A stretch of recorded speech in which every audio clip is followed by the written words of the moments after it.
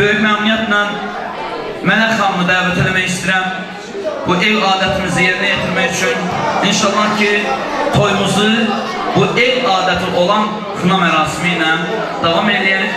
Allah'tan arzu edək ki, Allah Teala bütün subay xanımlara bugün nəsib eləsin. Tellərə həna gəlsin, göllərə sona gəlsin. Allah'tan hamımızın bir arzusu var ki, bütün subay qızlara Mələk xanım cənnətdən xına gəlsin. Xoş gəlmişsiniz, səfa gətirmişsiniz. Məclis sizindir, meydan sizindir. Buyurun.